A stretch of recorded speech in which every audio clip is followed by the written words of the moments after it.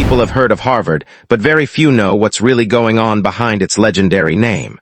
Harvard University isn't just a school, it's a global symbol of power, prestige, and controversy.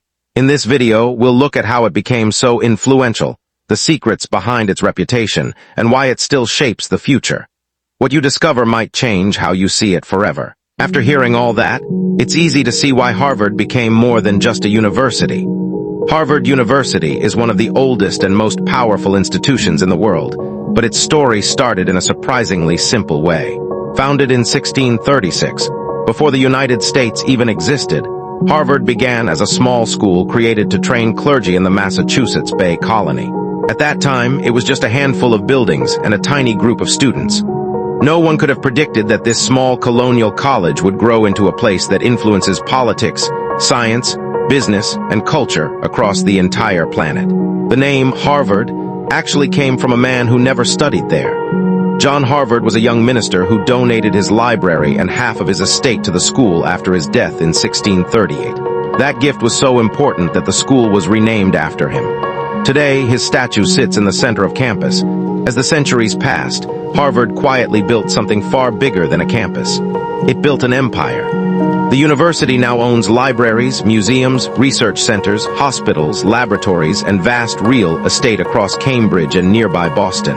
Its financial power is one of the most shocking parts of its story. Harvard's endowment, the giant investment fund that supports the university, was reported at about $56.9 billion in 2025. That means Harvard has more financial assets than the GDP of some small countries. When people say a degree from Harvard opens doors, it's not just because of academics. It's because the university is deeply connected to global networks of influence. 8 U.S. presidents studied there, including Barack Obama and John F. Kennedy. Billionaires, Nobel Prize winners, Supreme Court justices, startup founders, and world leaders have all passed through its classrooms. Even people who never attended still feel its impact, because many of the people shaping governments and major companies once walked those same halls. But Harvard is not just about famous names. Daily life there is very different from the glamorous image many people imagine. Students live in historic dorms made of red brick, walk through courtyards that are hundreds of years old, and attend lectures in buildings where some classrooms still feel frozen in time. At the same time, they're surrounded by some of the most advanced technology on Earth. Inside Harvard labs, researchers are working on artificial intelligence, gene editing, climate science, and medical breakthroughs. A student could leave a centuries-old library in the afternoon and then enter a robotics lab using technology that may shape the next decade. That contrast is part of Harvard's culture. It feels ancient and futuristic at the same time. Tradition is everywhere. Students have rituals like Housing Day, where upperclassmen storm freshman dorms to announce which residential house they'll join. There's also the famous rivalry game against Yale University, simply called The Game, which has been running since the 1800s. These traditions create a strong identity, almost like Harvard is its own small city with its own rules and customs. Tourism is another side many people overlook.